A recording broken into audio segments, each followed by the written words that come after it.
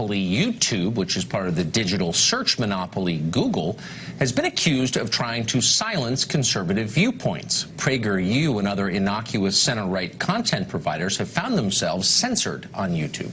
YouTube denies doing any of this on purpose. It was accidental, they say. We have no political agenda. Well, it turns out that's a lie.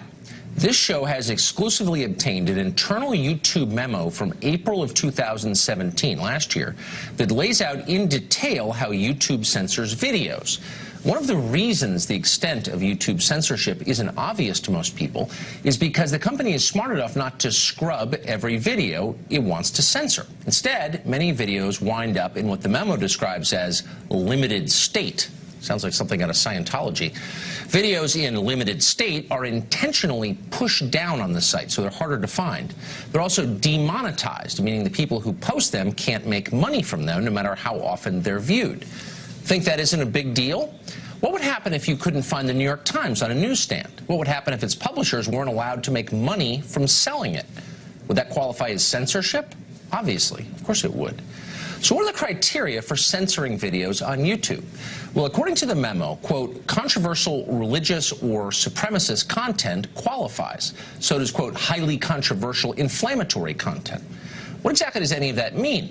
None of it is defined. It's totally subjective. YouTube makes the call and does so with maximum political intent. For example, YouTube decided it was inflammatory for PragerU to question the notion that all cops are racist.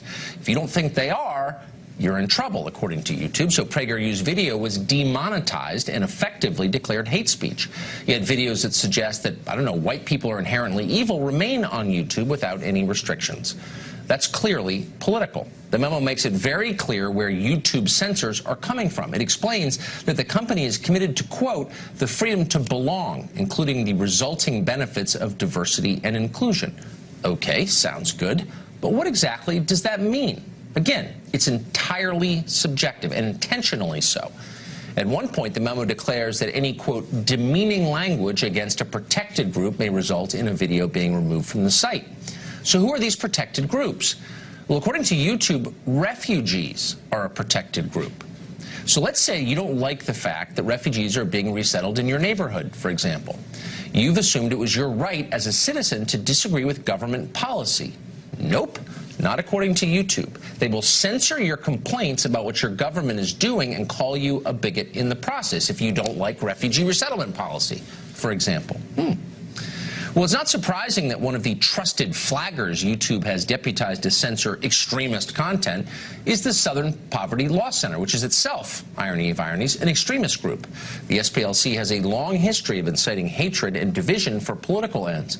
It was the SPLC that slandered the Family Research Council as, quote, a hate group and labeled the Pulse nightclub shooting a right-wing attack, which, as you know, it was not.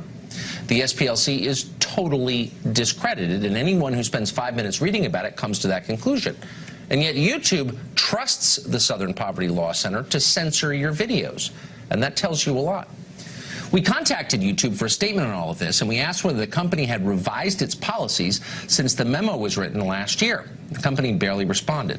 A flack linked us to a blog post written by a Google lawyer last June in which he vowed that the company would be more aggressive in censoring videos it doesn't like.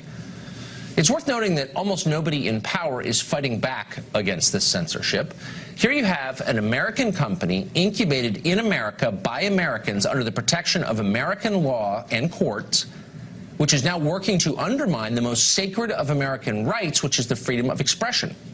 Yet the Congress, which is run, by the way, by Republicans right now, is doing precisely nothing about this. When you ask them, they mumble something unintelligible about free markets and get back to designing another tax cut for companies like YouTube. Meanwhile, the rest of us who live here, the ones who still care about free speech, are left to fend for ourselves. The big digital monopolies demand that we conform to their worldview, and they shut us down when we dissent. They have too much power. They are a threat to this country. It is time to complain while we still can. But YouTube isn't the only politicized part of Google. In an internal memo written by Google, revealed by James Damore's lawsuit, managers are told to avoid rewarding people for following the dominant, quote, white male culture of America. Aspects of that culture, the memo said, included the meritocracy, belief in objectivity, and individual achievement.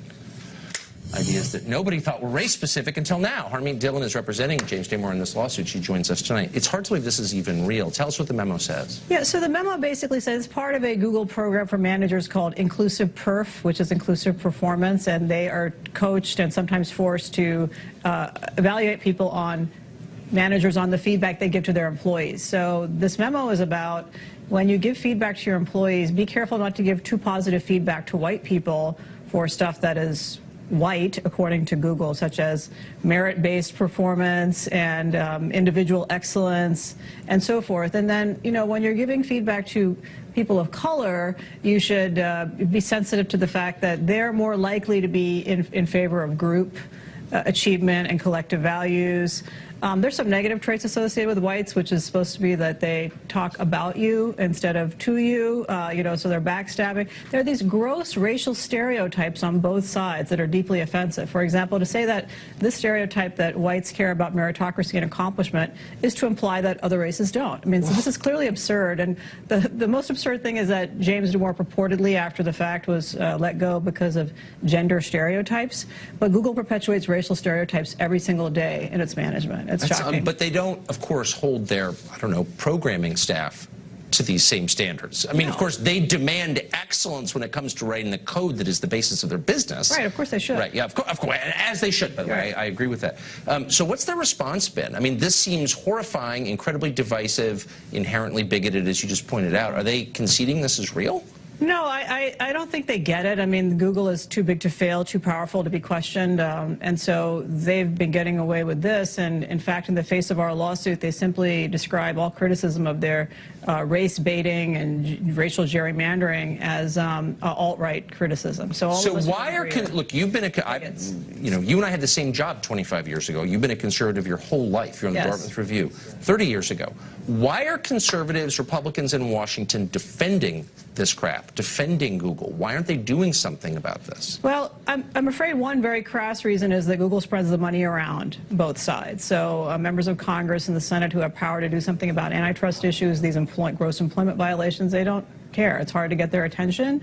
And, you know, Google very carefully spreads the money around in the media as well, and in nonprofits as well. I mean, they're really ubiquitous and everywhere. And so as a result, people know which side their bread is buttered. And there are very few principled people who say, you know what, I don't want to take your money, Google. I'm going to criticize you, and I'm going to be objective about it. So that's what we're running up against here in this case. Now, there are a lot of patriots who are shocked by this. I mean, we've had the recent example just this week of Google trying to seal our lawsuit. In fact, they have sealed it for a 2-month period, believe it or not.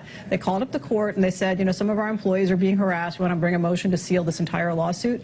And the court has sealed it for 2 months. So for 2 months now, the public is not going to be able to go to the Santa Clara County Superior Court and read that. But where's the outrage? Nobody seems to care. Well, it's on this show. Thank you for all you're doing. Harmeet Dillon. We will make America great again.